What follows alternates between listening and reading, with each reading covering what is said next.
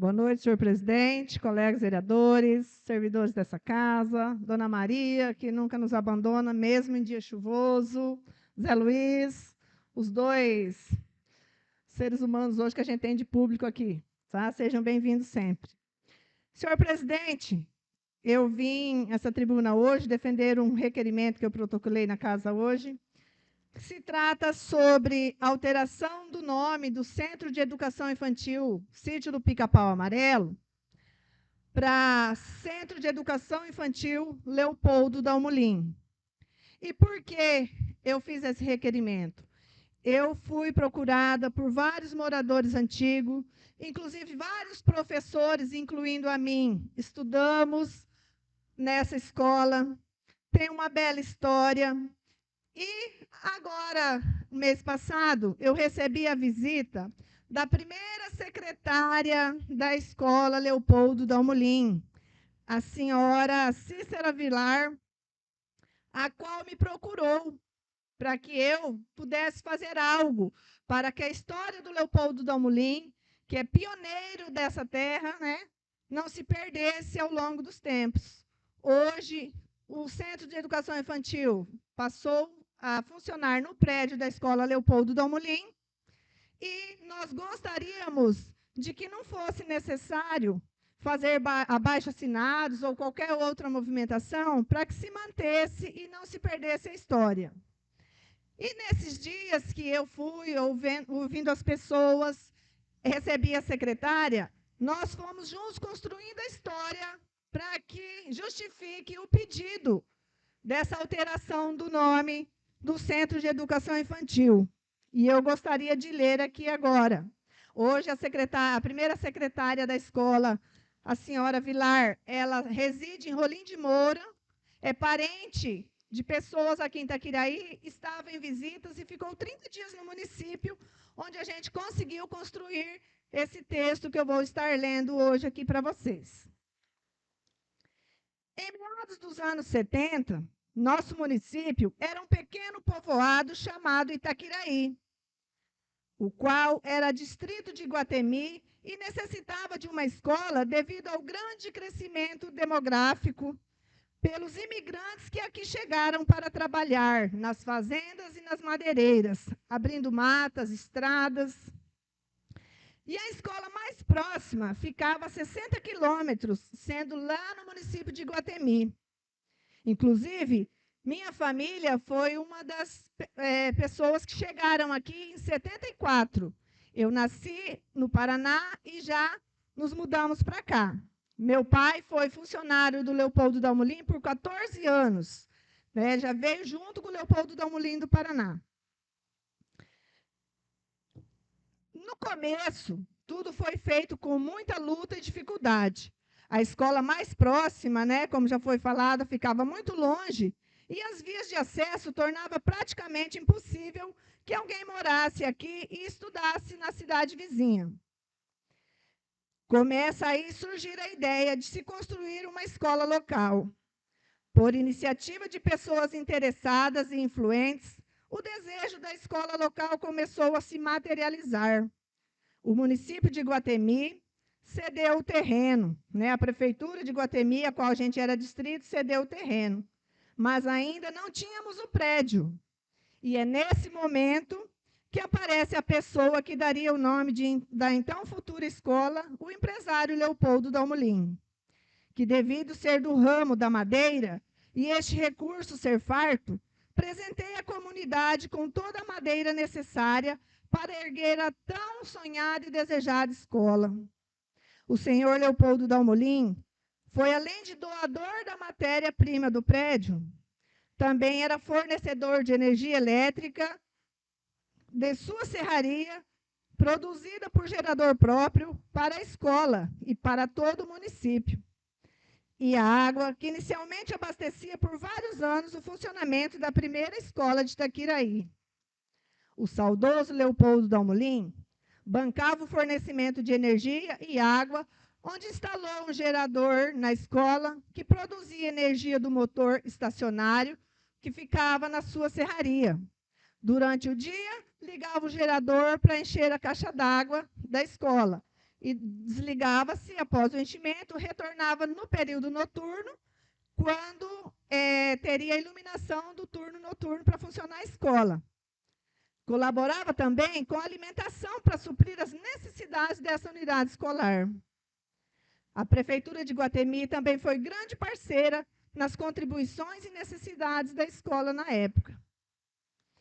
Devido ao trâmite documental da época, chegar até a Delegacia Regional de Educação, que antigamente não era secretaria, era a Delegacia Regional de Educação, que ficava no município de Ponta Porã, e de lá até chegar na capital do estado, em Cuiabá, devido às condições de estrada da época, os funcionários da escola chegavam a ficar 8 meses sem receber seus salários, pois toda a papelada ia para Ponta Porã, a qual passavam as informações a Cuiabá, capital do estado. Por que em Cuiabá? Porque nessa época não existia o Mato Grosso do Sul. A gente ainda pertencia ao estado do Mato Grosso. Em 79, que a gente passou a ser o estado do Mato Grosso do Sul. As crianças que lá estudavam moravam na colônia da Serraria, também construída pelo empresário Leopoldo Dalmolin. Eu, por muitos anos, morei nessa colônia. Então, até a criação da escola sair, toda a documentação ia para Ponta Porã. E, mais uma vez, quem patrocinava tais deslocamentos, inclusive disponibilizando meios de locomoção, era o nosso amigo, então, senhor Leopoldo Dalmolin. Em 1979, criou-se o Centro de Ensino em Naviraí. De delegacia regional, passou-se a chamar Centro de Ensino. Aí, Naviraí já era mais próximo, facilitava toda a vida da papelada da escola. A escola vivia de doações. A situação era tão difícil que as famílias da época que trabalhavam nas serrarias, grande maioria dos pais, não sabiam a data de nascimento dos filhos. Então, como fazer a matrícula na escola? Mas, pai, o senhor não sabe mais ou menos a data? Ah, sei sim. Foi na época da colheita do algodão, do milho, do arroz.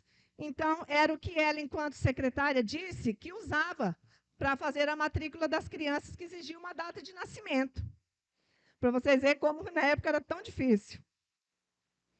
E devido ao seu relevante trabalho em prol do município, e em especial a educação, foi criado pelo Decreto Governamental número 530, de 6 de maio de 1976, a primeira escola estadual de primeiro grau, Leopoldo Dalmolin.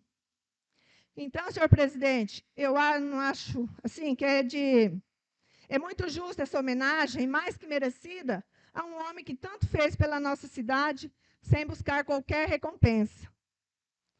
A primeira diretora se chamava Nilce Jesus Duarte, ainda viva também.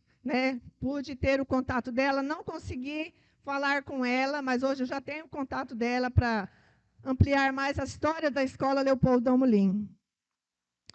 E como podemos ver, a história de Itaquiraí tem uma grande dívida com o patrono da escola, que pelo decreto número 15.498, de 19 de agosto de 2020, foi integrada à escola professor José Juarez de Ribeiro, e sendo decretado o encerramento das suas atividades.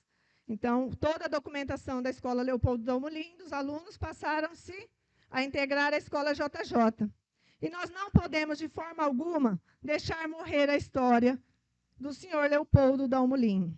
E esse é um pedido meu e de várias pessoas que por ali passaram. Hoje, se a gente for fazer um levantamento, 90% dos professores estudaram na escola Leopoldo Dalmolin. Meu pai, como eu disse, foi 14 anos funcionário. E no Paraná, quando eu nasci, se eu pude conhecer a minha mãe, que não fosse através de foto, foi por causa do senhor Leopoldo Dalmolin. Minha mãe teve uma hemorragia muito séria e ele chegou na porta do quarto onde minha mãe estava internada e ele disse: salve a qualquer custo a vida dessa mulher. Foi aonde o médico tirou do seu próprio sangue e doou a minha mãe. E hoje, graças a Deus, aos 77 anos, ela vive e com muita saúde. Então, a minha dívida com ele também será eterna, né? O saudoso Leopoldo Dalmolin. Por isso, é uma das minhas lutas também, que a história dele não se morra em Itaquiraí. Gostaria de comentar também, senhor presidente, sobre as indicações que foram lidas. E a indicação do vereador Jefinho sobre as câmaras de importância, suma importância. Semana passada tivemos uma reunião online com a secretária de Educação. Ela orientou, né, nos deu orientações do que teriam que ser feitas, as medidas cabíveis. E essa foi uma das solicitações. Quase todas as escolas, graças a Deus, têm a câmera. A nossa foi tirada por causa da reforma, mas já está sendo providenciada.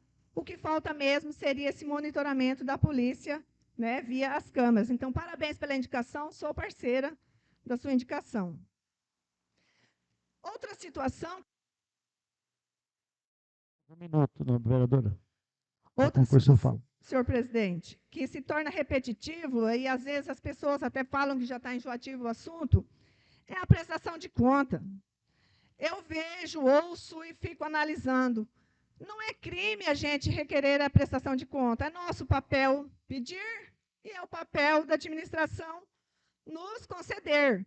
Então, assim, né, na época foi chata a situação. Por que a gente bate em cima da prestação de conta?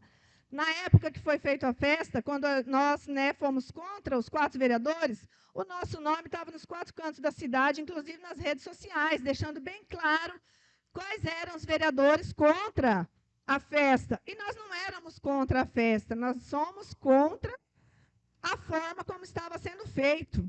Então, assim, tudo que se fala se perde. E hoje eu venho aqui falar, a gente só quer a prestação de conta. E não é crime nenhum, é nosso papel cobrar. Vereadora, pode concluir sua fala. Mais um minuto, tá? Na época, né, nós deixamos claro o nosso posicionamento. E a situação ficou bastante chata. Então, quando se fala em prestação de conta, eu não vejo como crime. É um direito nosso, é um direito da população e é nosso papel de vereador. Também gostaria de falar sobre o líder da bancada do PSDB, vereador Joel, né? Eu, ele, a vereadora Dil, entramos num consenso, onde nós escolhemos o vereador Joel para estar sendo o líder da bancada. Seja bem-vindo, Joel. Que Deus o abençoe. E era isso, senhor presidente. Muito obrigado.